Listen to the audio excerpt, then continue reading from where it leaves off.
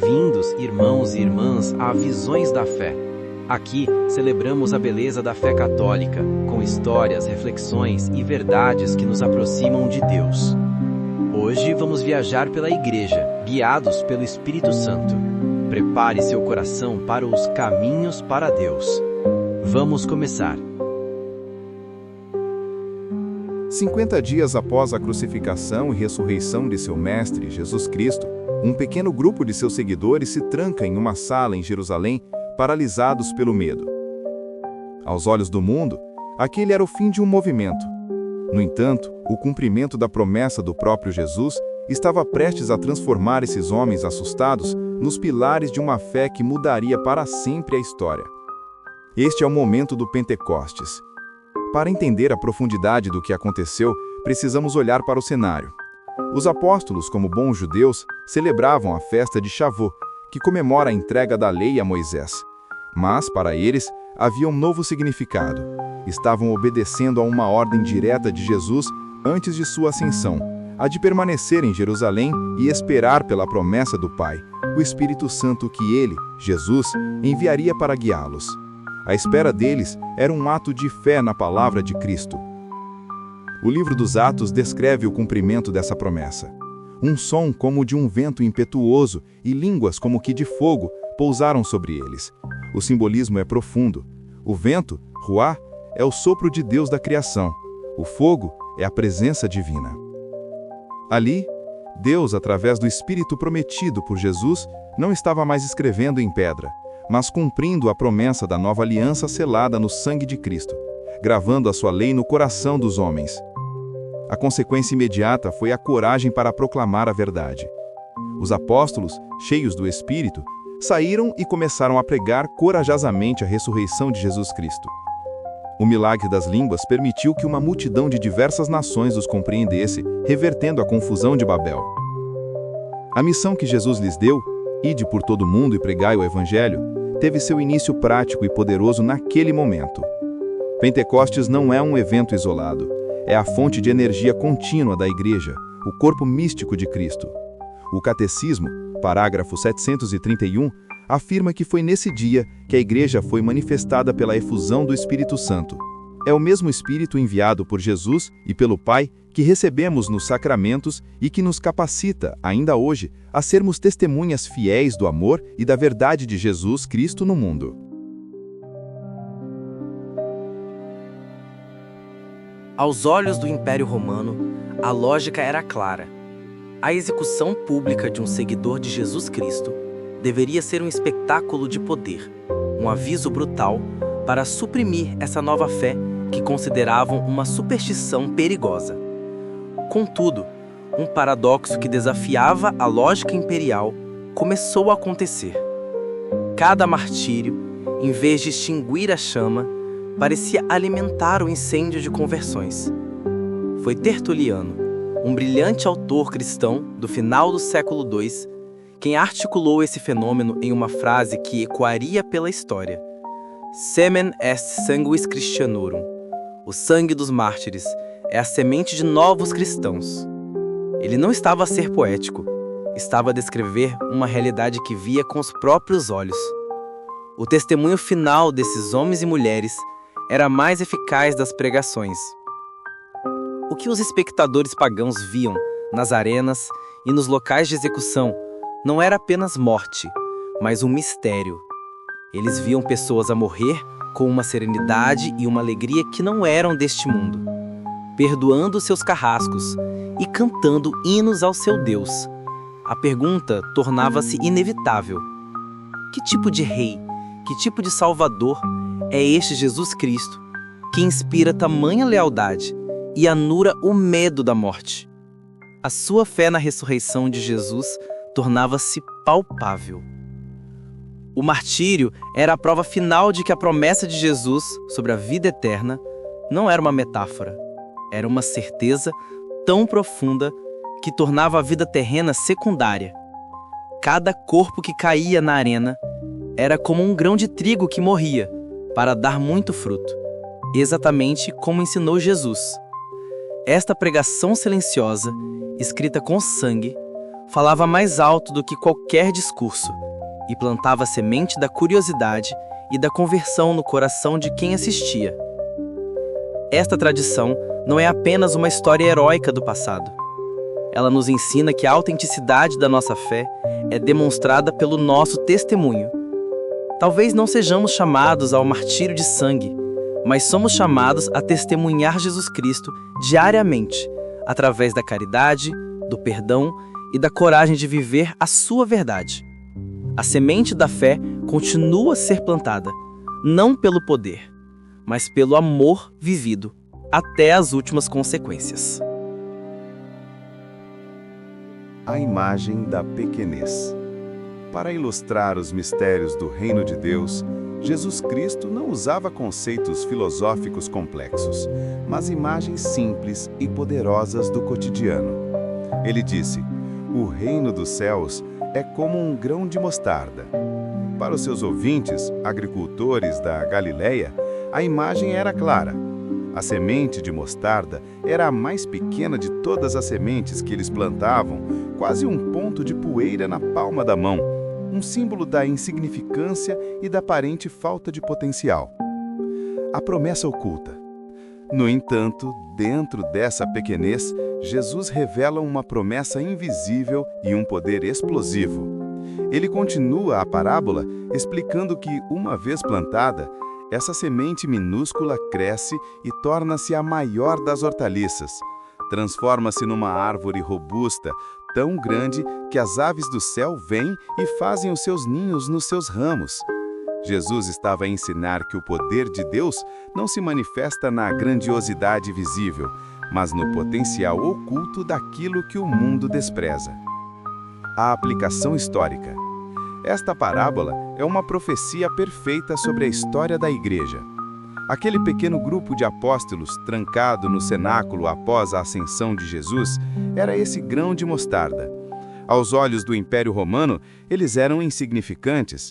No entanto, plantados pela fé em Jesus Cristo e regados pelo Espírito Santo, eles cresceram e tornaram-se numa árvore que se espalhou por todo o mundo, oferecendo abrigo, sombra e alimento espiritual a milhares de milhões de almas ao longo dos séculos. A lição para nós. Hoje, a lição de Jesus ecoa de forma pessoal para cada um de nós. Podemos olhar para a nossa fé e senti-la pequena, fraca, um grão de mostarda perdido num mundo de problemas gigantescos. Podemos achar que as nossas pequenas orações ou os nossos pequenos atos de caridade são insignificantes. Mas a parábola do grão de mostarda é uma promessa de Jesus de que ele valoriza e potencia os pequenos começos. Um único ato de fé, plantado com amor sincero, contém em si o poder de Deus para crescer e gerar frutos que nem podemos imaginar. O contraste fundamental.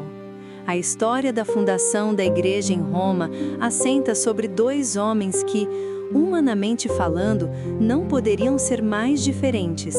De um lado, Simão Pedro, um pescador da Galileia, um homem de coração grande, mas impulsivo, cuja fé era forjada no trabalho diário e no seguimento simples de seu mestre.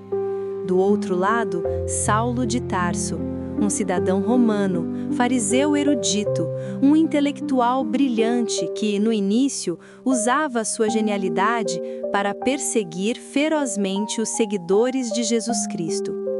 Como estes dois opostos se tornaram os pilares sobre os quais a fé se edificou no coração do império? O encontro que tudo muda. A resposta está no encontro transformador que ambos tiveram com o próprio Jesus Cristo ressuscitado. Pedro, que andou sobre as águas e o negou por medo, foi restaurado pelo perdão de Jesus nas margens do Tiberíades, recebendo a missão de apacentar suas ovelhas. Paulo, na estrada para Damasco, foi derrubado do seu orgulho por uma luz celestial e pela voz de Jesus, que o chamou de perseguidor a apóstolo. A vida de ambos foi radicalmente redefinida, não por uma escolha própria, mas por uma intervenção direta de Jesus. Duas missões, uma só fé. As suas missões, embora distintas, eram perfeitamente complementares. Pedro, a quem Jesus chamou de Rocha, tornou-se o ponto de unidade, o primeiro Papa, com a tarefa de confirmar os seus irmãos na fé. Ele era o pastor que mantinha o rebanho unido. Paulo, o apóstolo dos gentios, tornou-se o grande missionário e teólogo, viajando incansavelmente, fundando comunidades e escrevendo cartas que explicavam as profundezas do mistério de Jesus Cristo para um mundo que não o conhecia. O testemunho final em Roma. A tradição cristã, desde muito cedo, afirma que o caminho de ambos terminou em Roma, durante a perseguição do imperador Nero. Lá eles deram o seu testemunho final, através do martírio, unindo os seus sacrifícios ao de Jesus Cristo. Pedro, sentindo-se indigno de morrer exatamente como seu Senhor, pediu para ser crucificado de cabeça para baixo. Paulo, por ser cidadão romano, teve a pena da decapitação. As suas mortes não foram uma derrota, mas a coroação de uma vida gasta a imitar e a pregar Jesus Cristo. O legado dos pilares. Os túmulos de São Pedro e São Paulo em Roma tornaram-se o coração da cristandade.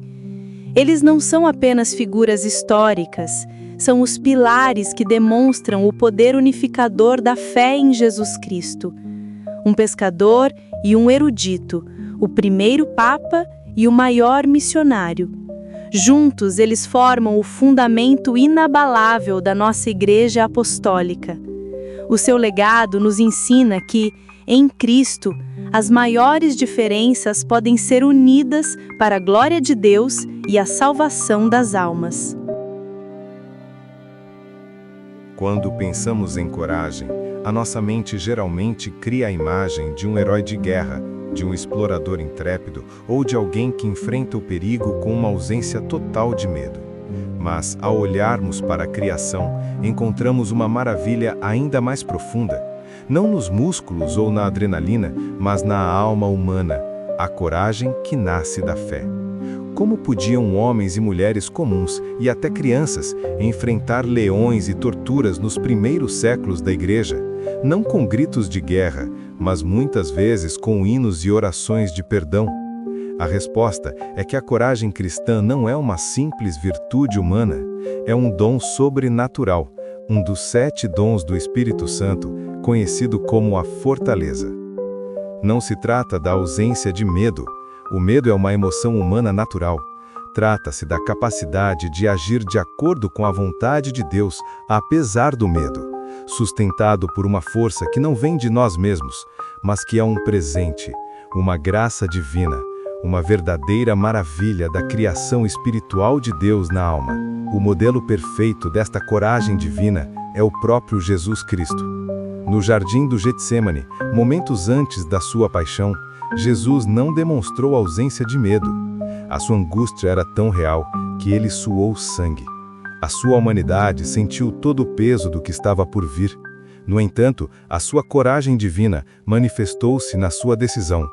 Pai, se queres, afasta de mim este cálice.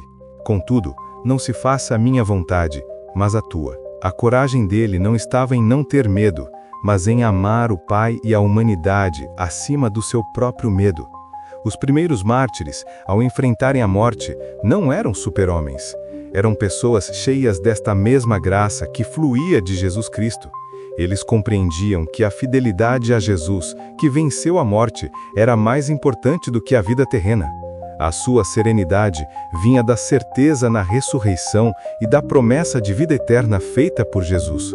A sua força não era deles, mas o dom da fortaleza a atuar através da sua fé, transformando a sua fraqueza humana numa extraordinária demonstração do poder de Deus. Esta maravilha da criação não foi reservada apenas para os mártires. Hoje, cada um de nós é chamado a viver este dom da fortaleza.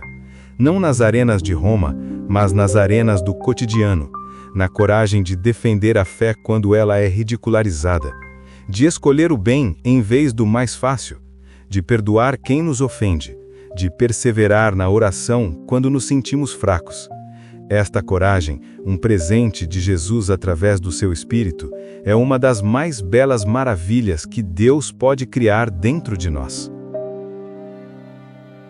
Enquanto a Roma imperial exibia sua glória em templos de mármore e arenas colossais, uma outra cidade, silenciosa e invisível, crescia nas suas entranhas. Sob os pés de césares e legionários, quilômetros de túneis escuros eram escavados na rocha vulcânica. Estas eram as catacumbas. Longe de serem apenas lugares sombrios de morte, para os primeiros cristãos, estes labirintos subterrâneos eram santuários de esperança, o berço da arte cristã e o testemunho silencioso de uma fé que florescia na escuridão, alicerçada na promessa de Jesus Cristo. É um erro comum pensar que as catacumbas eram principalmente esconderijos. A sua principal função era de cemitério. A lei romana proibia enterros dentro dos muros da cidade, e enquanto os pagãos geralmente cremavam os seus mortos, os cristãos insistiam no sepultamento. Por quê? Porque eles seguiam o exemplo do sepultamento do próprio Jesus. A sua fé na ressurreição final dos corpos exigia que os restos mortais dos seus entes queridos fossem tratados com reverência, depositados na terra à espera do dia em que Cristo os chamaria de volta à vida. Estes cemitérios rapidamente se tornaram lugares de comunhão viva. Os cristãos reuniam-se nas catacumbas para celebrar os dias natales, o dia do nascimento dos mártires para a vida eterna. Junto aos túmulos dos seus heróis na fé, eles realizavam banquetes fraternos e celebravam a Eucaristia, o sacramento deixado por Jesus. Era uma forma poderosa de afirmar que em Cristo a morte não tinha a palavra final e que a igreja na terra e a igreja no céu estavam unidas em oração. Nas paredes úmidas das catacumbas encontramos os primeiros vestígios da arte cristã. E o que vemos é surpreendente. Não há imagens de crucifixão ou de sofrimento. Em vez disso, encontramos símbolos de esperança e salvação. Vemos Jesus como o bom pastor que carrega as ovelhas nos ombros. O peixe, Ictis, um acrônimo secreto para Jesus, Cristo, Filho de Deus, Salvador. A âncora, símbolo da esperança firme na promessa de Cristo, eram mensagens visuais de que a fé em Jesus era uma fonte de segurança e libertação. Visitar as catacumbas hoje é descer às raízes da nossa fé. Elas são a prova física de que o cristianismo não cresceu a partir do poder e da glória do mundo, mas da humildade, do serviço e de uma convicção inabalável na ressurreição de Jesus Cristo. Esta igreja subterrânea nos lembra que, mesmo nas maiores trevas, a luz da fé em Jesus não só sobrevive, como também cria uma beleza que ecoa pela eternidade.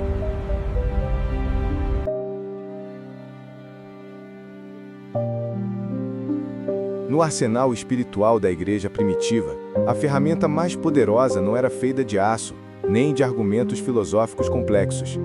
Era o próprio testemunho. A palavra grega original para mártir é martis, que significa simplesmente testemunha.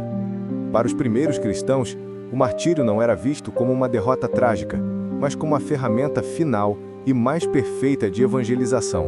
Uma pregação que não usava palavras, mas a totalidade da própria vida, oferecida por amor a Jesus Cristo. Esta ferramenta da alma é, na sua essência, a imitação mais radical do sacrifício do nosso Mestre. Foi o próprio Jesus quem disse: "Ninguém tem maior amor do que aquele que dá a vida pelos seus amigos." Os mártires levavam esta palavra de Jesus à sua consequência máxima. Ao entregarem as suas vidas, eles não estavam apenas a morrer por uma ideia, estavam a unir o seu sofrimento ao da cruz de Cristo, participando sacramentalmente na sua paixão e oferecendo a prova de amor definitiva.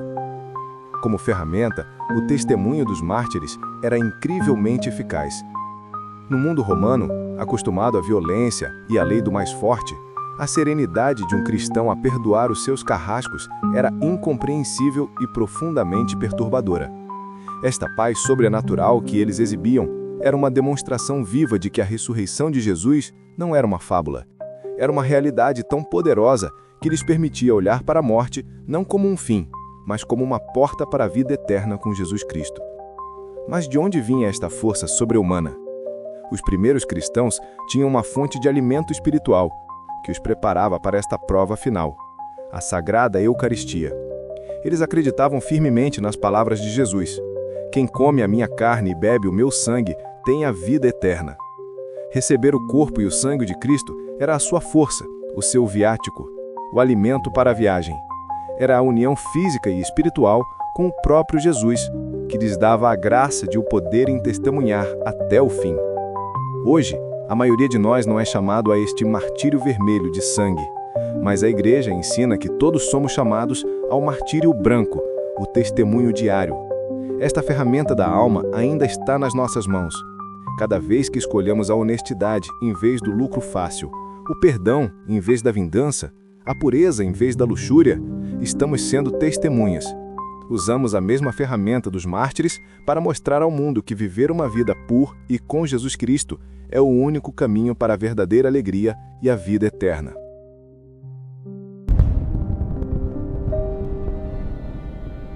Num tempo em que a perseguição era uma ameaça constante, como é que os primeiros cristãos expressavam visualmente a sua fé? A cruz, hoje o símbolo universal do cristianismo, era na altura o brutal instrumento de execução do império e raramente era representada. Para se reconhecerem e para ensinarem as verdades da fé num ambiente hostil, a igreja primitiva desenvolveu uma linguagem visual própria, uma arte secreta e simbólica, pintada nas paredes escuras das catacumbas. Eram sussurros de esperança transformados em imagens. O mais famoso destes símbolos era o peixe. Para um olhar romano, era apenas uma imagem comum, mas para um cristão, era uma profissão de fé completa. A palavra grega para peixe é iktis, e cada letra desta palavra formava um acrônimo para a frase Iesus Christos, Theos Ius, Soter, que significa Jesus Cristo, Filho de Deus, Salvador. Desenhar um peixe no chão era uma forma segura e rápida de identificar outro crente e de afirmar a divindade e a missão salvadora de Jesus. A imagem mais popular de Jesus nas catacumbas não era de um rei ou de um juiz, mas a do bom pastor. Encontramos-o representado como um jovem humilde e sereno, com uma ovelha sobre os ombros. Para uma comunidade que se sentia como um rebanho assustado e perseguido, esta imagem era uma fonte de imenso conforto. Era a representação visual da promessa de Jesus. Ele é o pastor que não abandona suas ovelhas, que vai atrás da que se perdeu e que a traz de volta, sã e salva. Era a face da misericórdia de Cristo. Outros símbolos poderosos adornavam estas paredes sagradas. A âncora era frequentemente utilizada. No mundo de incertezas e tempestades, a âncora representava a esperança firme e segura que a alma tinha na salvação prometida por Jesus Cristo. Uma esperança que estava ancorada no céu. Vemos também a pomba, muitas vezes com um ramo de oliveira no bico. Mais do que um símbolo da paz com os homens, representava a paz divina alcançada pela alma do fiel que, após as tribulações da vida, chegava finalmente ao paraíso de Deus. O que é verdadeiramente notável na arte das catacumbas é o seu otimismo. Era uma arte focada inteiramente na salvação. Representavam Jonas a sair da baleia, Daniel ileso na cova dos leões, a ressurreição de Lázaro. Eram garantias visuais de que, tal como Deus o salvou, ele salvaria, através de Jesus Cristo, todos os que nele crescem. Esta primeira arte cristã não se lamentava da escuridão do mundo, mas celebrava a luz da ressurreição de Jesus que brilhava ainda mais intensamente nas profundezas da terra. Ama e faze o que quiseres. Poucas frases na história da teologia cristã são tão famosas, tão citadas e talvez tão perigosamente mal compreendidas. Dita à primeira vista, parece uma licença para o caos, um convite para seguir qualquer paixão ou desejo.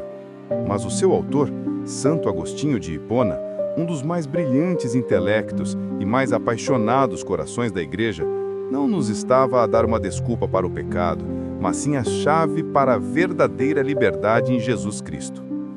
Para entender a frase, precisamos entender o amor do qual Agostinho fala. A citação vem de uma homilia sobre a primeira epístola de São João, que gira em torno de uma única verdade. Deus é amor. O amor aqui não é um sentimento vago ou uma emoção passageira, é a caridade. A caridade, o amor teologal, sobrenatural, que tem a sua origem e o seu fim em Deus. É o amor com que Deus nos amou primeiro, revelado plenamente no sacrifício de Jesus na cruz. Agostinho argumenta que se uma pessoa possui este amor divino no coração, a sua vontade estará perfeitamente alinhada com a vontade de Deus. Se você ama a Deus acima de todas as coisas e ao seu próximo como a si mesmo, como Jesus ensinou, então o seu querer será moldado por esse amor. Você não vai querer roubar, mentir ou magoar, porque isso seria contrário ao amor. A sua liberdade torna-se uma expressão do amor de Deus. Fazer o que quiseres só funciona quando o teu querer é o mesmo querer de Jesus Cristo.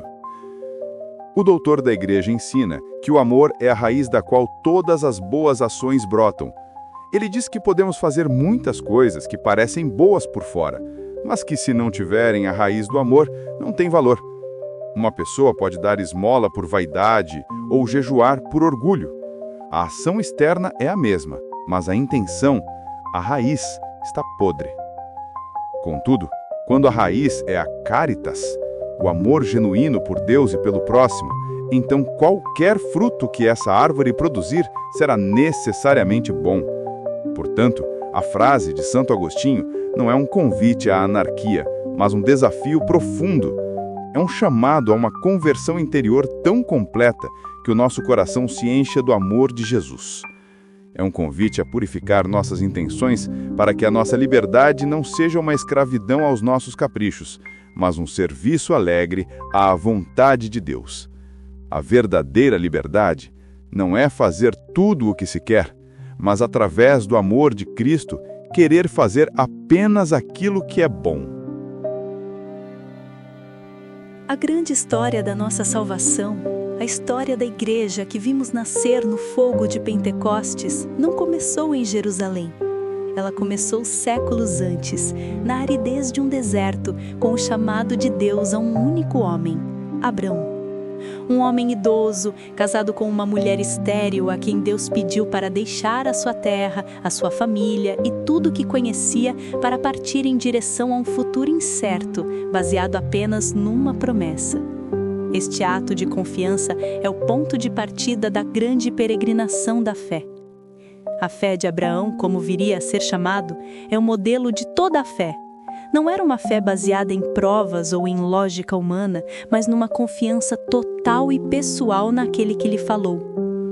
Deus prometeu-lhe uma descendência mais numerosa que as estrelas do céu, um paradoxo para um homem sem filhos na sua velhice. Crer no impossível, simplesmente porque foi Deus quem prometeu, foi o ato que o tornou justo e o constituiu como pai de todos os que creem. Esta fé foi provada ao limite quando Deus lhe pediu para sacrificar o seu único filho, Isaque, o filho da promessa. Este evento terrível e misterioso no Monte Moriá é a mais poderosa prefiguração do sacrifício redentor de Jesus Cristo. A dor de Abraão ao oferecer o seu amado filho espelha a dor do Pai Celestial a entregar o seu filho unigênito. Isaque, a carregar a lenha para o seu próprio sacrifício, é a imagem de Jesus a carregar a cruz para a nossa salvação.